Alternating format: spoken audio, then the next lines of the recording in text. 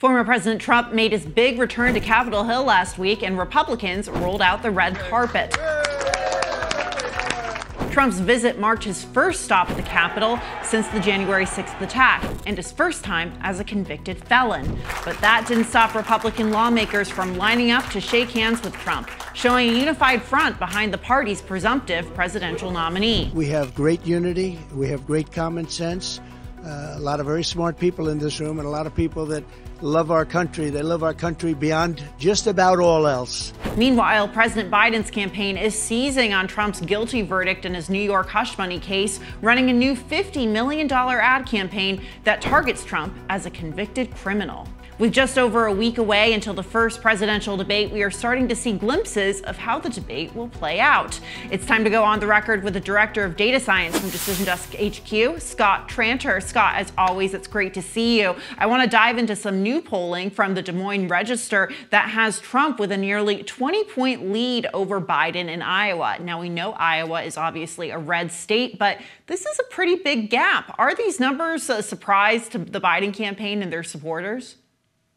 Yeah, they should be a surprise. I mean, I don't think there's any question. Well, there's very little question that Iowa is going to go for Trump this fall. I think the gap is what's catching everyone's attention, because Iowa is very similar to Minnesota, which, as you know, Minnesota in our polling average and our forecast appears to be a battleground.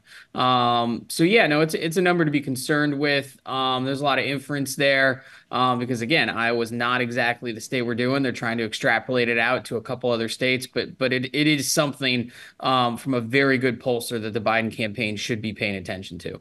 So that same poll found that while Trump is holding a comfortable lead in Iowa, 58% of independent women in Iowa have an unfavorable view of Trump. Scott, do you think this could be an indicator of how the former president stands with women across the country if he's polling this way in Iowa? Yeah, and we see that among independent women in other polls in Pennsylvania, Wisconsin, Michigan. But it is an artifact of, Donald Trump's approval rating as well as Joe Biden's approval rating are underwater. So you're going to have a near plurality, if not majority, disapproval among a lot of different groups, simply because both these candidates aren't liked very much. That one section, independent women in the suburbs, though, that is something you see the Donald Trump campaign trying to address. Whether or not they're going to be able to is a different question, but that is going to be an influential slice of voters. I don't know that he can necessarily expect to flip that and get 60% of their approval rating, but he needs to slim that up a little bit because that is an angle of campaign attack that Joe Biden's going to use. Definitely some pluses and minuses from that Des Moines Register poll. So I want to move to a new poll from Politico that shows 21% of independents are less likely to vote for Trump after his criminal conviction. Once again, Scott, this is Trump having issues with independents. How much of a role could his conviction play in the presidential election when it comes to these independent voters that we talk so much about? Look, they're small slices of the electorate, but we're looking at a coin flip race where small slices of the electorate are going to make a difference. It's interesting. We're seeing a little bit, I would call this a tidbit piece of data. It's good. It's a good slice of data, showing how some of these groups are moving.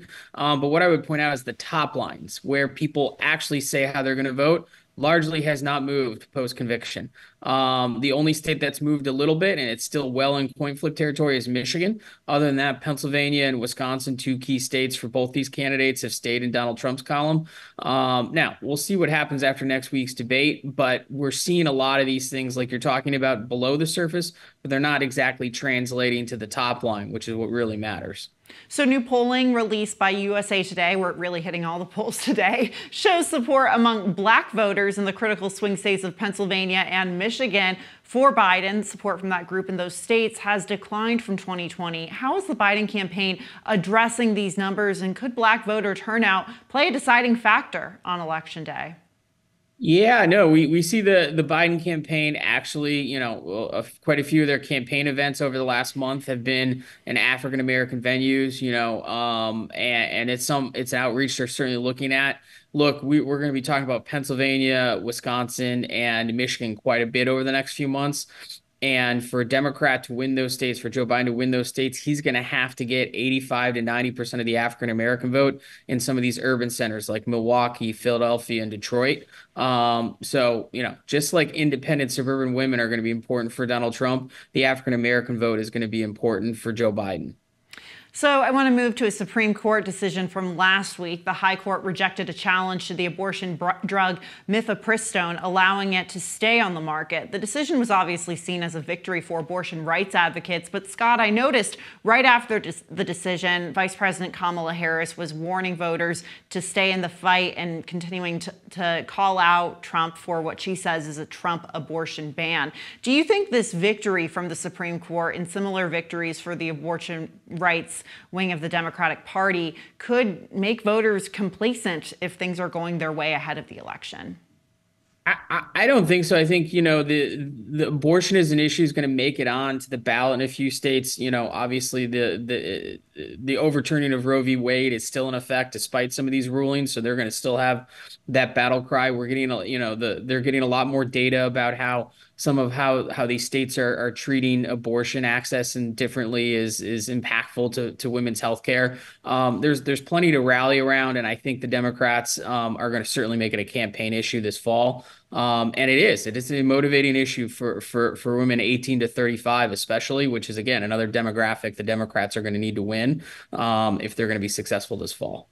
So moving on to another Supreme Court ruling, which overturned a Trump-era ban on bump stock attachments for firearms. Scott, how should each campaign address this issue? Obviously, gun control is a very important issue for Democrats, but this was a Trump-era ban. Yeah, this is one of those. It's Trump era ban. Supreme Court finally comes around. Obviously, it has to make it through the courts. At the moment, gun safety, gun rights is not a top 3 issue. We're still talking about the immigration and the economy.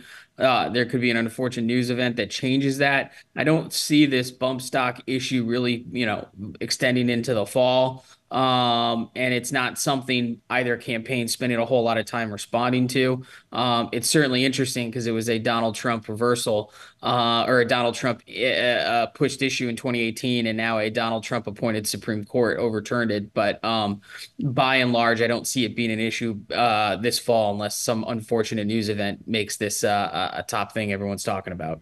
So we were just looking at images on the screen there of former President Trump's visit to Capitol Hill last week, and we saw Republicans in those images lining up to show their support. We know that Minority Leader Mitch McConnell shook hands with the former president and pledged to back his presidential run. We know that McConnell has been a very vocal critic of Trump in the past. Can a unified Republican Party be enough, though, to get Trump to the Oval Office? He also has to get those swing voters that are outside of the party. So which matters more? That was one of the more interesting, surreal meetings, I think, for Donald Trump and some of those Senate Republicans. I remember reading, Mitt Romney was going to initially miss the meeting, and then his flight got delayed, so he showed up. You've got the Mitch McConnell storyline. Look, I think at the end of the day, good politicians, and everyone in that room is a good politician, realizes, friends are better than enemies. Even Donald Trump realizes that. So I think that's why they're all coming together. Some like Donald Trump more than others. Some are just, I think like Mitch McConnell saying, look, this is who the party picks, so this is who I'm going with. But the unity is needed, especially if, and Donald Trump is, a seasoned political veteran now. He knows he needs the House and he needs the Senate. If he wants to, if he's the presidential winner, he's going to need both of them helping him along, because he can't just push things through just because he's Donald Trump. Another example of Republicans falling in line. So speaking of other Republicans who maybe haven't fell in line so much with Trump, Maryland Republican Senate candidate Larry Hogan got a very unexpected endorsement from the former president. And it was one that he wasn't necessarily hoping he would get, because we know that Hogan has been one of the most vocal Republican critics of Trump. Hogan is currently trailing Democrat Angela Brooks by just under 2%. What impact is Trump's endorsement having on Hogan's chances, and how is Hogan distancing himself from Trump?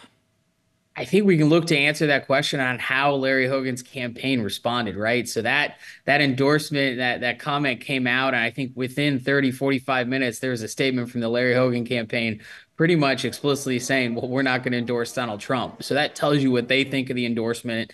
And it is going to be, it appears to be a close race in Maryland, and they're going to need every edge voter to keep it competitive, or at least the Hogan campaign is. So look, that was one of the funnier or more entertaining political interactions in DC last week. And it's pretty clear neither of these two like each other. But again, political expediency. They're going to say what they need to say so that they can get their voters. And for Donald Trump, that's appearing to be nice to Larry Hogan. For Larry Hogan, that's appearing to be distant from him. What a dynamic, and I'm sure we'll see it play out more as we get closer to November. Scott Tranter from Decision Desk HQ, thank you so much as always. Sounds good. Thank you.